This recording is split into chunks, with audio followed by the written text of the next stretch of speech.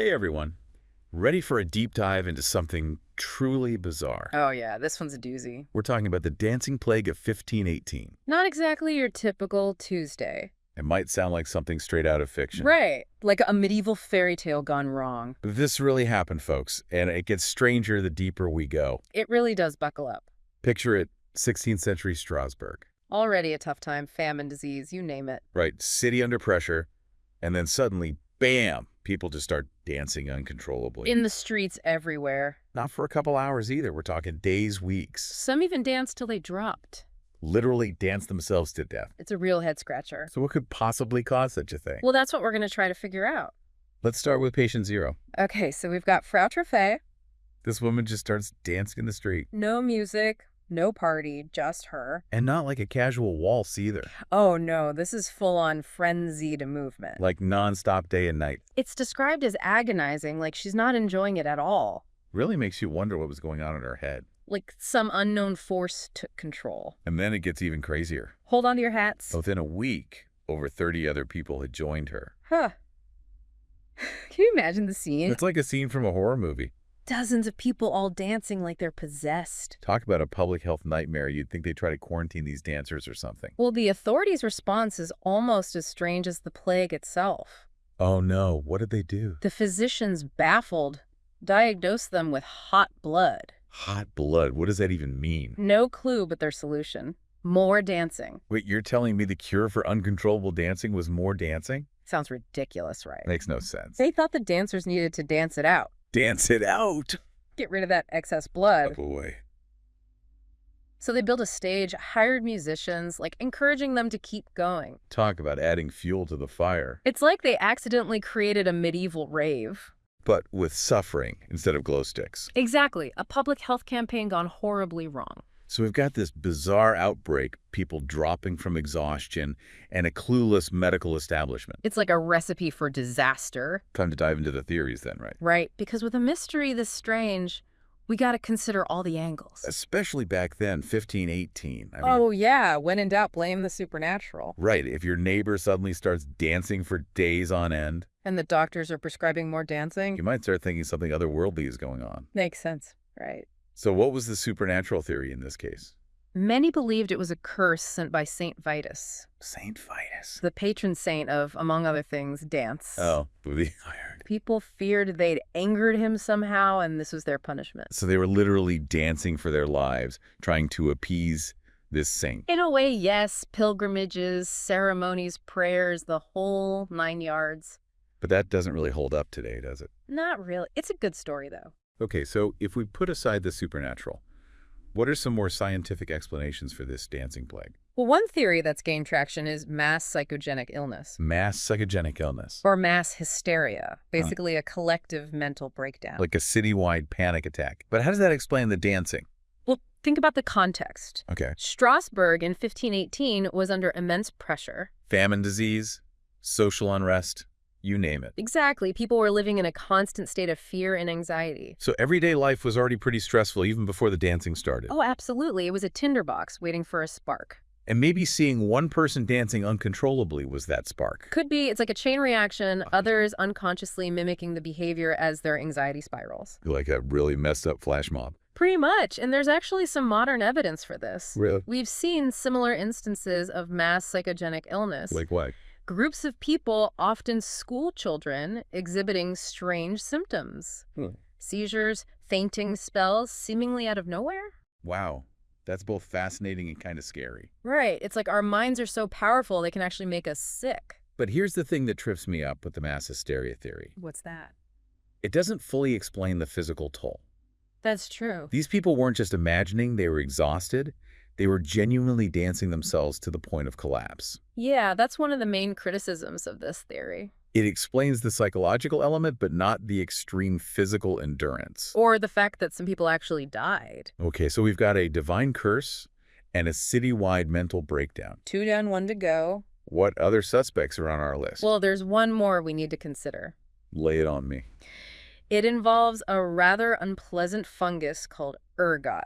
Ergot, like something out of fantasy novel. I know, right? What does a fungus have to do with people dancing themselves to death? Well, ergot grows on rye, Rye. a staple grain in 16th century Europe, Ah, and eating ergot-contaminated bread can cause all sorts of problems. Hallucinations, convulsions, even a burning sensation in the limbs. burning limbs. Okay, I'm starting to see a possible connection here. Right? But how would a fungus explain the specific behavior of dancing? That's where it gets a little tricky. Ergot poisoning can cause St. Anthony's fire. St. Anthony's fire, another medieval malady. Basically, it's known to cause muscle spasms and involuntary movements. So you're thinking maybe a severe outbreak of ergot poisoning triggered the dancing plague. It's a possibility. Some researchers believe that's what happened. So tainted bread turned the entire town into like medieval ravers. It's a compelling theory, especially since rye bread was a staple food in Strasbourg. Right, makes sense. But But it's not a perfect fit either. what do you mean? While ergot can cause convulsions, it's not usually associated with rhythmic, coordinated movements. So like the kind of dancing we see in the dancing plague. Exactly. All right, so we have three main suspects: a vengeful saint, a citywide mental breakdown, and a rogue fungus. Each with their own strengths and weaknesses. All pretty wild, right? Oh yeah, just wait. It gets even more complicated. How so? Remember, none of these theories completely explain everything we know about the dancing plague. So we're still missing some pieces of the puzzle. Exactly. It's like a historical jigsaw puzzle with a few crucial pieces missing. So how do we make sense of an event that seems to defy logic? Well, one way is to zoom out a bit and consider the bigger picture, Okay, the cultural landscape of 16th century Europe.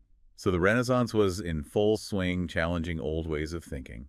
But how does that connect to people suddenly breaking out into uncontrollable dancing? Imagine living in that world. Life expectancy was short, disease was rampant, and people were at the mercy of unpredictable weather, and harvest fear was a constant companion. So everyday life was already pretty stressful even before the dancing plague hit. Absolutely, this underlying anxiety, this sense of precariousness could have created for a ground for an event like this to take root and spread. So the city was a tinderbox, just waiting for a spark.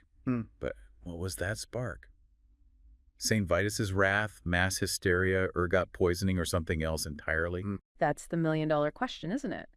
It's possible that multiple factors were at play, each contributing to the perfect storm that was the dancing plague. Perhaps ergot poisoning with its hallucinogenic effects played a role in triggering the initial outbreak. So tainted bread could have caused some people to start acting strangely, but then something else amplified and spread the behavior. Exactly. And that something else could have been the power of suggestion, social contagion. In a society steeped in religious belief and superstition, the sight of people dancing uncontrollably would have been terrifying. People might have interpreted it as a sign of divine wrath or demonic possession. And that fear, that belief that something supernatural was at work, could have triggered a mass psychogenic illness, leading to more and more people exhibiting the same symptoms. Precisely. It's a fascinating example of how psychological and social factors can interact with biological ones to create truly bizarre and inexplicable phenomena. It also makes you wonder if something like this could happen again in our modern, technologically advanced world. I mean, we might not be as susceptible to religious superstitions, but we certainly have our own anxieties and fears, especially with all the uncertainty in the world right now. That's a really interesting question. And while it's unlikely we'd see a dancing plague in the 21st century, the underlying mechanisms of social contagion and mass psychogenic illness are still relevant. Think about the way rumors and panic can spread on social media, for example. That's true. We've seen how quickly misinformation and fear can go viral, leading to real-world consequences. It's a reminder that we're not as far removed from the people of 16th century Strasbourg as we might like to think. Exactly. The dancing plague, while a unique and extreme case, offers valuable insights into the power of the human mind, the fragility of social order, and the enduring mystery of the human experience. Okay, so we've explored the historical context, the potential causes, and even touched on the relevance of the dancing plague to our own time. But I'm still curious about the aftermath. How did Strasbourg recover from this traumatic event? Well, imagine living through something like that, seeing your neighbors, perhaps even loved ones, consumed by this terrifying frenzy. It would undoubtedly leave a lasting impact on the community. So how did people cope? Did they just try to forget it ever happened? Forgetting something this traumatic is almost impossible. It's more likely that people tried to make sense of it to find meaning in the chaos. Did they double down on their religious beliefs, seeing the plague as a sign of God's wrath? Or did they start questioning the old explanations, seeking more rational understanding of the world? It's probably a bit of both. Some people might have clung even tighter to their faith, seeking solace and guidance in religious rituals and interpretations. Others might have started to question the traditional explanations, seeking answers in emerging scientific and medical theories. So the dancing plague might have actually contributed to a shift in thinking a move away from superstition and toward a more rational worldview. It's definitely possible. The Renaissance was already challenging old dogmas, and this event, with its inexplicable nature and the failure of traditional remedies, could have further fueled this intellectual revolution. It's fascinating to think that this bizarre dance craze might have had such a profound impact on the course of history. And remember, the dancing plague wasn't an isolated incident. There are records of similar dancing manias occurring throughout Europe both before and after 1518. So Strasbourg wasn't alone in this. It was like a recurring nightmare in medieval Europe. Exactly. And while these dancing plagues eventually faded from history, they left behind a legacy of fascination and speculation. They challenge our understanding of human behavior, reminding us that even in our modern scientific age, there are still mysteries we can't fully explain. Okay, so we've covered a lot of ground here, from the bizarre symptoms to the perplexing theories and the broader historical context. But there's one question I keep coming back to: why dancing? That's a great question, and it gets to the heart of what makes the dancing plague so intriguing. Why this particular form of behavior? What was it about dancing that served as the conduit for this collective breakdown? Yeah, I mean, there are plenty of other ways to express distress or fear. Why not screaming or running or hiding? Yeah. Why dancing? What do you think? Well, it's a question that's puzzled folks for ages. Like why dancing of all things? Right, there are tons of ways to express distress. You could scream, run, hide. Exactly, so why channel it through dance? It's almost like our bodies defaulted to this ancient form of expression. Yeah, even if they weren't consciously aware of it. It makes you wonder if anyone actually benefited from this whole ordeal. Benefit. That's an interesting thought. Besides the musicians, they got paid to play for the cure, right? Yeah, did this event have any positive consequences? Historians have actually debated that. On the surface, it seems like a total disaster. People suffered, some died, and the town was in chaos. But some argue that the dancing plague, in a weird way, might have been a catalyst for change. How could something so chaotic and destructive actually lead to positive change? Well, remember we talked about how the dancing plague challenged the prevailing explanations of the time? Right, the religious and medical beliefs. It exposed their limitations, forced people to consider other ways of understanding the world. It's like a wake-up call, a sign that the old ways weren't working. Exactly, and this, some argue, paved the way for more rational and scientific approaches to medicine and psychology. So the dancing plague, in its own bizarre way, might have contributed to a more enlightened worldview. It's a possibility, a pretty mind-blowing one at that. A dancing plague leading to scientific progress. Talk about a plot twist. It shows that even tragic and inexplicable events can have unexpected consequences. History's full of them. It sure is. So the dancing plague wasn't just a one-time thing. No, there are records of similar dancing manias throughout Europe. Both before and after 1518. Exactly. Strasbourg wasn't alone. Like a recurring nightmare in medieval Europe. Pretty much, and even though these dancing plagues eventually disappeared. They left behind a legacy of mystery. Oh, yeah. They challenge our understanding of human behavior. Reminding us that even today, there are still things we can't fully explain. That's for sure. We've covered a lot of ground: the symptoms, the theories, the historical context. It's a lot to process. But there's one question I keep coming back to. Why dancing? That's a great question. It's at the heart of this whole mystery. Why this specific behavior? What was it about dancing that triggered this collective breakdown? Yeah, why not screaming, running, or hiding? Why dancing? It's the million-dollar question, isn't it? Why dancing? We can look at the cultural significance of dance back then, maybe. Okay, so what was the deal with dance in 16th century Europe? Just entertainment or something more? Oh, it was way more than just entertainment. Like what? It was woven into everyday life, rituals, celebrations, even a way to communicate. So it was like a language, a way of expressing something deeper. Exactly. And when people faced extreme stress, fear, uncertainty, Their bodies might have defaulted to this familiar language of dance. it's possible their unconscious minds were tapping into this ancient form of expression. Even if they weren't aware of it. Right? But did anyone benefit from this whole dancing plague? Benefit. Aside from the musicians. Yeah, did any good come out of this? It's a good question. Historians have debated this. Really? On the surface, it seems like a total disaster. People suffering, dying the town in chaos. But some argue that the dancing plague, in its own weird way, might have been a catalyst for change. How so? How could something so chaotic lead to positive change?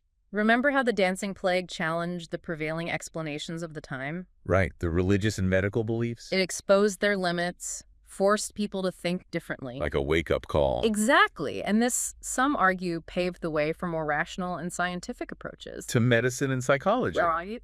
So the dancing plague, in its own bizarre way, might have pushed us toward a more enlightened worldview. It's a fascinating thought, isn't it? A dancing plague leading to scientific progress, who knew? History works in mysterious ways. It sure does. So the dancing plague reminds us that even in our modern world, We're not immune to fear, mass hysteria, the unknown, it's a powerful reminder of how fragile societies can be. and the need for critical thinking, rational inquiry. It also shows us that history is full of mysteries. Things we may never fully understand. But that doesn't mean we shouldn't try to figure them out. Right. The process of exploring these mysteries can teach us so much. About ourselves, about the world. Exactly. And it teaches us to be humble To acknowledge the limits of our knowledge. and embrace the unknown. Well said. Well, folks, that's our deep dive into the dancing plague of 1518. One of history's most baffling mysteries. We hope you learned something new, questioned some assumptions. And maybe even had a few aha moments along the way. Until next time, keep exploring, keep questioning, Oh, keep dancing. but hopefully not uncontrollably.